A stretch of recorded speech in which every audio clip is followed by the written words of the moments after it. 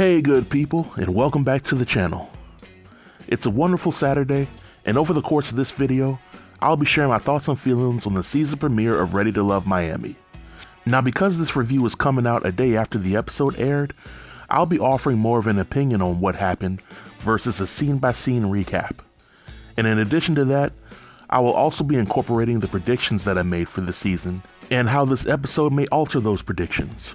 But before we get into things, if you're new to my channel, if you want to support my platform, and if you want to help me reach my end of the year goal, then feel free to hit that subscribe button. I'm 60 subs away from 1,000, and I appreciate any support that will come my way. So without any further delay, let's jump into this review. I'll start by saying that a few months ago, I was a little hesitant to review this season of Ready to Love. But after seeing yesterday's episode, I'm fully convinced that the show is just pure foolishness, that the quality of the show will never improve, and that it's up to us as the viewers to accept the BS that the show is selling us or stop watching the show altogether. But after watching this episode, one of the first things that I noticed was that this season did not bring back the blind date process that last season had. And I can understand why they didn't do that, because it was somewhat unfair to the cast members who were there from the beginning, as well as the cast members who came in the middle of the show when other folks had time to develop connections. But just like with previous seasons, this season premiere did a bad job of giving all the cast members some screen time to shine, let alone a proper introduction to the viewing audience. So we're at this mixer, cast members are getting to know each other as usual, and I think the show did a great job of having the pool party be on the season premiere instead of halfway through the season. In my opinion, it gives the viewing audience a chance to see all the potential eye candy early on.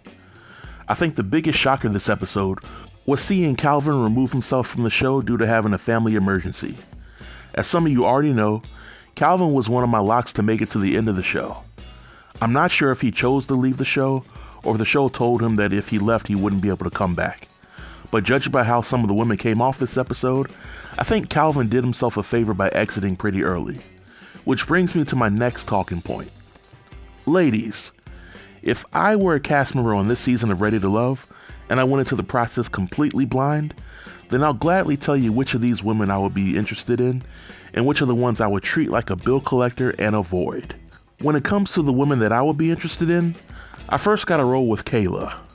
In this episode, she was pretty down to earth, her body was so blessed that she let me know Jesus is real, and she wasn't talking any of that foolishness that she usually spews on YouTube.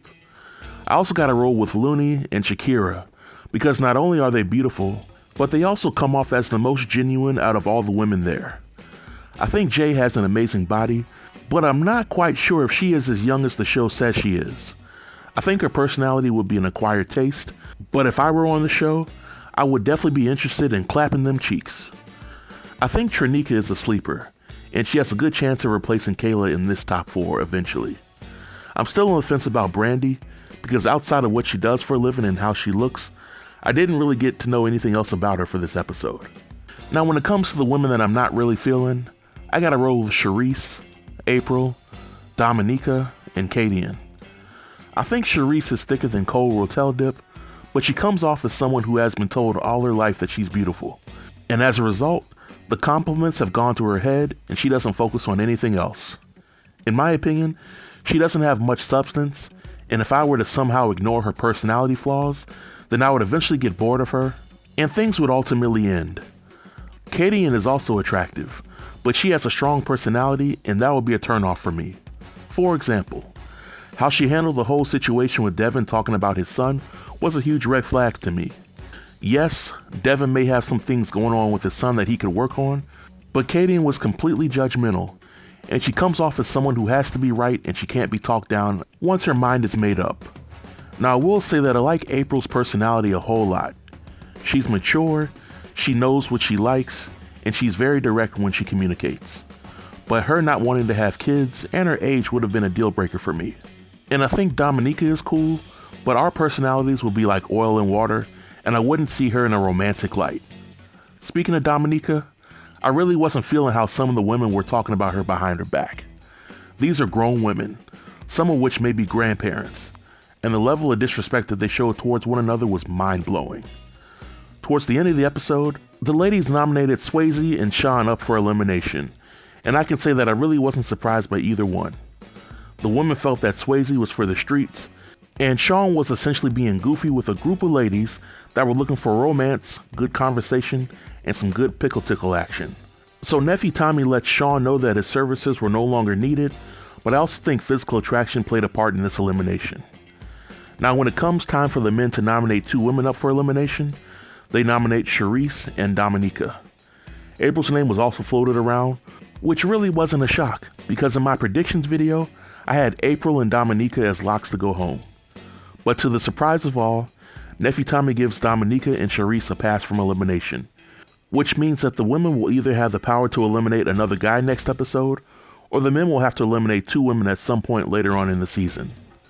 But overall, on a scale of 1 to 10, I would give this episode a 3. I think that some of the viewers will like seeing the cast members in their swimwear, but this season appears to be on the same type of foolishness that the last few seasons were. And judging by the previews for this season, I have absolutely no hope that quality will be restored to the show. But this marks the end of my review. If you have any comments about my review or the show, then feel free to leave them in the comment section below.